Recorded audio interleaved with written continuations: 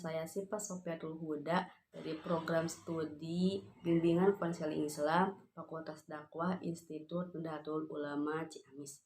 Di video kali ini saya akan sedikit memaparkan tentang teori analisis transaksional, di mana video ini saya buat untuk memenuhi salah satu tugas teori BKI yang diampu oleh Ibu Murti Muninggar, SSOS, MA.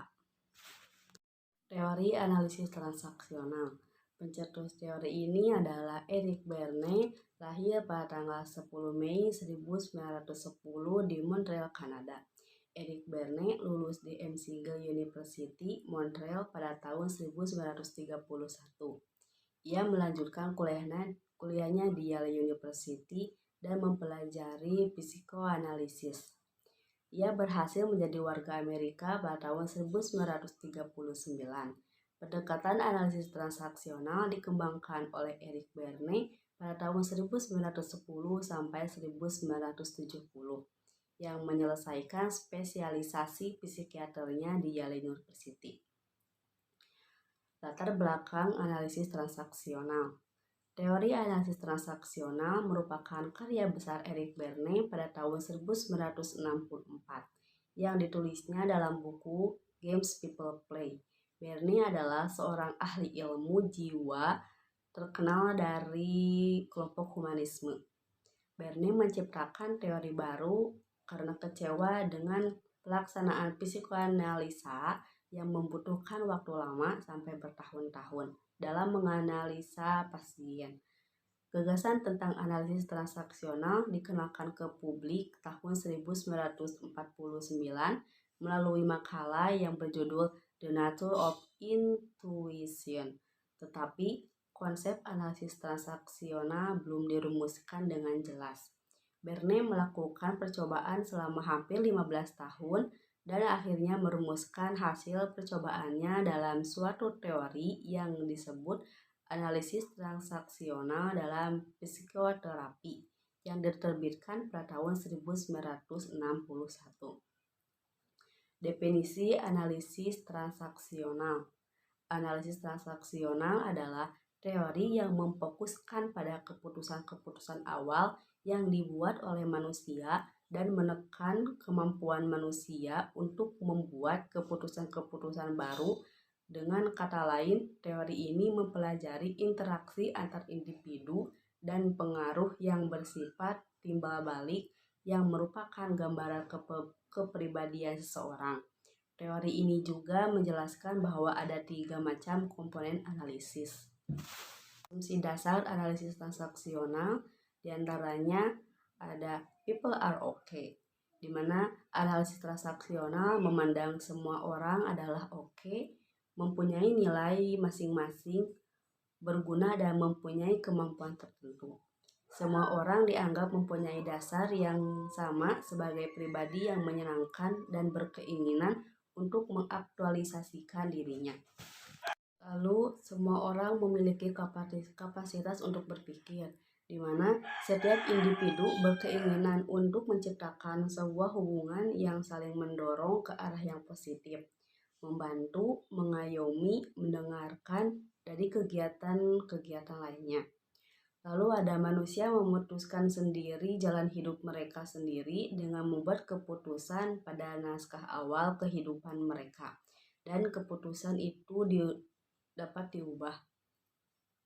Manusia memiliki kemampuan untuk melakukan sesuatu yang berpengaruh kepada jalan hidup mereka, terlepas dari negatif atau positif perilaku dan jalan hidup yang dijalani. Tidak sebatas hanya menentukan lalu menjalaninya, namun pada prosesnya perubahan jalan pikiran atau perilaku akan terjadi seiring dengan kemampuan manusia untuk terus berusaha mencapai tujuan hidup. Lalu ada konsep-konsep analisis transaksional.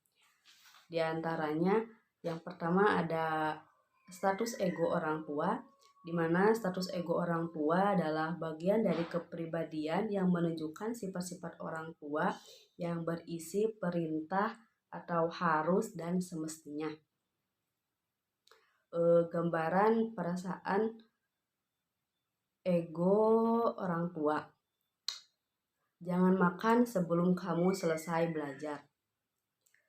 Di mana ia menekankan kata jangan. Yang kedua ada status ego dewasa. Status ego dewasa dapat dilihat dari tingkah laku yang bertanggung jawab, tindakan yang rasional, dan mandiri. Sifat dari status ego dewasa adalah objektif, penuh perhitungan, dan menggunakan akal, di mana manusia dapat menilai fakta-fakta yang diperoleh melalui indera, sehingga dihasilkan sebuah solusi yang masuk akal, yakni solusi yang berbasis fakta, bukan asumsi atau hanya emosi. Gambaran